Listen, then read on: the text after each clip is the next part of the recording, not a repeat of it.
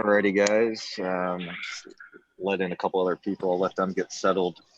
Just a reminder, raise your digital hands. Leave your line muted, please, unless asking a question. We will not make an opening statement, so we're ready for questions. What's up, guys?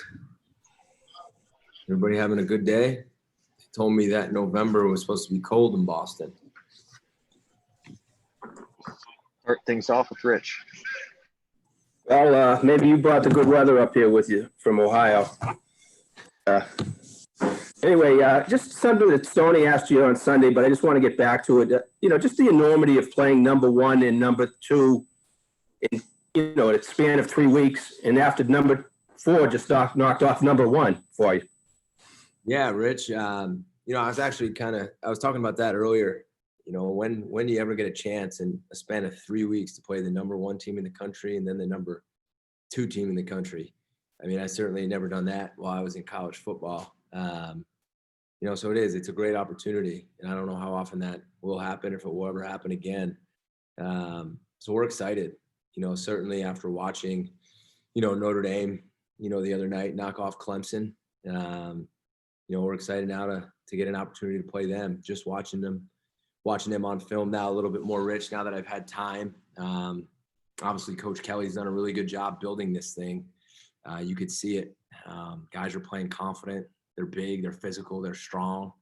It's another team that, I always look at, do they have really good players? They do, right? Just like Clemson did. But they're well coached. And that's the difference. There are a lot of teams that have really good players. But just like Clemson, they're a team that has really good players, but they're very well coached. 3 good schemes, offense, defense, and special teams. And then fundamentals and technique are really sound, and which is why they won the game, and which is why they're the number 2 team in the country. So, Rich, I don't know if it will ever happen again, but we're excited, and we'll do the best that we can. We'll go next to Dan. Coach, this being Notre Dame week and all, I know that there's going to be plenty of questions about Phil, but especially coming over and playing for BC. But I don't know if you talk about his development as a quarterback over the first 8 games as an entirety, and furthermore, just the impact that he's had on the team from the first game to where we are right now in week 9 or whichever week it is. Yeah, and I'm sure he's going to get asked a lot of questions, and I think everybody's just got to be so happy for him, Dan. Whether you're from Notre Dame, whether you're from Boston, whether you're just a football fan, they got a really good quarterback who does a lot of great things. And, now he's getting an opportunity to play and do his thing. What he means to the team, when you guys can see it on tape, the kid's played in 8 games really in his career, and he's the leading passer right now in the ACC. I mean, so you're basically taking a rookie and he's thrown for more yards than anybody in the ACC. I mean, it's exceptional. And he's running the ball too. And the beauty of it is, he's not just making plays out of the pocket. He's not just he's playing the position. He's going through progressions now. He's sitting in the pocket. He's going from his first to second to third read. You saw him check the ball down last week. There's just a confidence building. There's a leadership building. And even more importantly, he's such a phenomenal kid who's going to develop into a big-time leader. And just think about the career ahead of him. Again, his rookie year, 8 games, leading the ACC in passing, getting better every week. It's amazing. Didn't have spring football, barely had a training camp.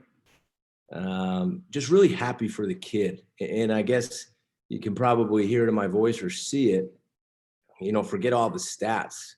Just it's what it's all about. A kid getting an opportunity and making everything with it, and it's awesome. We'll go next to Kevin. Hey, Coach, how you doing? Good, Kevin. How are you? Good, thanks. Your first Redband Danny game as a head coach. Obviously, a lot of hype around the game, but that aspect, what does it mean to you? Yeah, it's special. And I think if you remember, back at 9/11, I showed the video about Wells, and I wanted to make sure that everybody knew what he did, and everybody knew the sacrifice, and everybody knew what type of man he was. Because this isn't just about wearing the colors or wearing a different uniform or putting a bandana on. It's what it represents. It represents the ultimate sacrifice. And that's a special moment. A guy, the ultimate sacrifice, a guy giving up his life for other people that he doesn't even know. So we talked about that back in training camp because I felt like it was the time to do it. And it's an honor for me just to be part of something this special, truthfully. So I'm very grateful for that opportunity. We'll go next to Rich. Hey, can you tell us actually what happened to Isaiah in the game at Syracuse, and what's his status? How's he doing right now? He got banged up a little bit, and we feel good about him. He'll practice this week, and we should be full speed ahead, Rich. And Mike Palmer, was he okay? That was a play in the end zone. Yeah, Mike, I'm not sure we'll see Mike this week, Rich, truthfully. I'm not going to hide anything from you guys or try to play that game. Mike hurt his hamstring again, and he'll more than likely not play this weekend. We'll go back to Dan. Coach, the Notre Dame rivalry in addition on the Redband Danny game, but what's your kind of impression, the importance of the Holy War? Who have you spoken to about the Notre Dame matchup, either people from BC, people on your coaching staff, the perception thereof, and just what it's going to mean to you to take a step into this one? Yeah, Barry Gallup's really the guy that I go to for all the history and all the tradition. Coach Gallup obviously has been here for such a long time, and if anybody represents Boston college football, it's Coach Gallup. I mean, I remember Coach Gallup from the time I worked at camp here as a young coach and the way he took care of me. And he sends me emails, he sends me highlight films, he sends me clippings of, I know this game's very important to a lot of people at Boston College, and I respect the tradition, and I understand the tradition and the rivalry. But guys, what I'm trying to do this week, and I mean it, just like I said to you in Clemson, is, we got to focus on ourselves. And again, you can say that's coach speak, or you can't get caught up in all that. We're playing a really good football team. We had a really good practice today, and the guys have great energy and they're excited. But if we don't stay the course, or we start trying to do too much, or, we get overexcited early, we're not going to play well. So we just got to go out and work and do our best every single day. And that's kind of my whole message this week, Dan. But the respect for the tradition and everything around it and the teams in the past. And I know everybody's excited to watch it, but this team needs to focus on 2020, everything they've been through. It's the next game. It's the number 2 team in the country, and we got to go line up and we got to do our best. We'll go next to Julian. What's going on, Jeff? How you doing? Good, Julian. How are you? Live and kicking. Same old same. The cliche, right, is like it's a mark your calendar game or whatever for Phil. And I don't even know if people have calendars to mark anymore. But when he got here, or whether, because the schedule too, you guys didn't have a firm schedule until it was a little bit later in the year because of everything was happening. But was that a game that he had kind of identified as one that would have been important to him? Had you talked to him about it? And how do you kind of manage that this week? I haven't talked to him about it, Julian. I need to keep him focused on what he does, his preparation, and it's coming into the facility, spending extra time like he always does, getting the game plan down and trying to do the best that he can. I don't think this is going to be about Phil versus Notre Dame or anything. I think Phil is appreciative of his time at Notre Dame and the coaches there. They're good coaches, and now he's grateful for his opportunity here that he got a chance. So all this is about is going to play the next game. And, you could ask him that question, I'm sure all you guys are going to, but we need to do the best we can, keeping him focused on just doing his job, which is playing quarterback for us. And hopefully you guys don't ask him too many questions about it this week, Julian. I'd appreciate it if you don't grill him a whole week about it, but I know you guys got a job to do as well, and I respect that. We're only going to see him once. It'll only be like a dozen. I think I might just kind of drag him away, and you might not get to see him at all this week. Julian, I'm kidding. We'll let you see him, buddy. Just be easy on him, all right, man? We'll go next to Rich. Hey, does David Bailey have an extra hitch in his step after Syracuse? And how essential is he going to be against a rush defense in the front seven that looks pretty formidable? I hope he's got an extra hitch in his step, Rich. I thought he looked good against Syracuse. I think he's getting better. I think we're running the ball better. And if we're gonna play well on offense in this game, David's gonna have to execute and do his job at a very high level. And I think the last few weeks he's shown that he's starting to hit his stride. So I'm excited about that. We'll go back to Dan.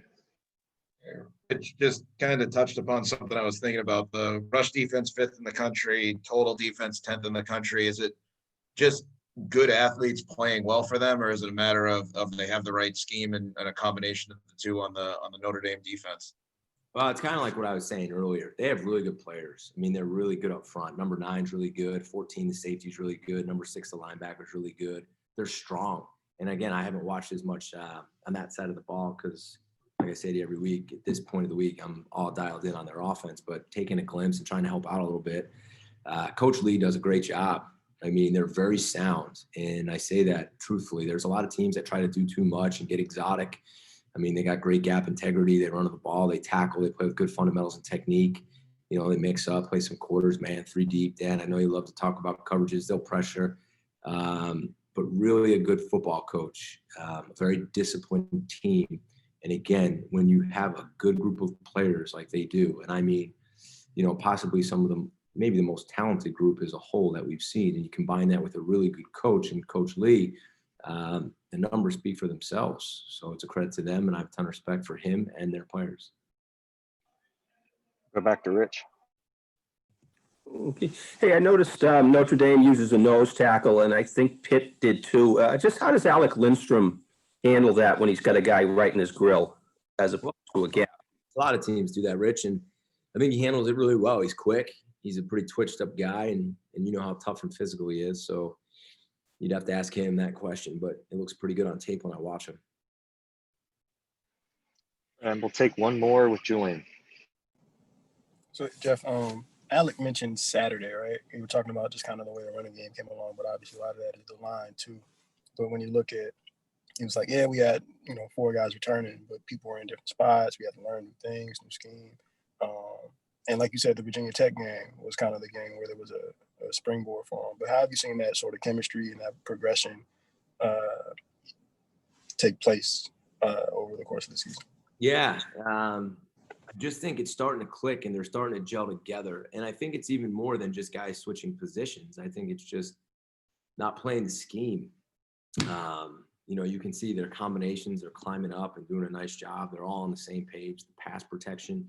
Because what a lot of people fail to mention is we drop back and we throw the football. Like you guys have seen that. Like we keep the quarterback in the pocket. It's timing, it's rhythm, it's progression reads, which requires our offensive line to pass protect, which you don't really see much in college football these days. College football is RPO, quick game, quarterback movements, and third down, getting some dropbacks.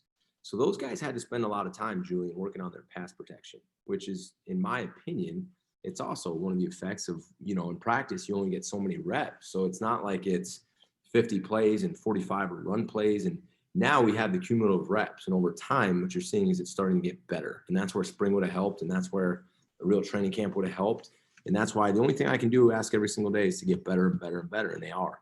And I think what also that does, that prepares these guys for the next level too. I mean, they're learning how to play the position like they're asked to play at the next level, which is why I love this offense, which is why I love the scheme, which is why when you look at a guy like Phil is learning how to play quarterback like an NFL quarterback. And that is so rare now in college football. So it's just, I know I kind of went on a tangent there, but it's just fun to see and it's exciting to see. And I'm sure those guys are gaining confidence in it too. If you would ask them, at least I hope they would be. Jeff, thank you very much for your time. We appreciate it. All right, guys, have a great day, and I'll see you Wednesday.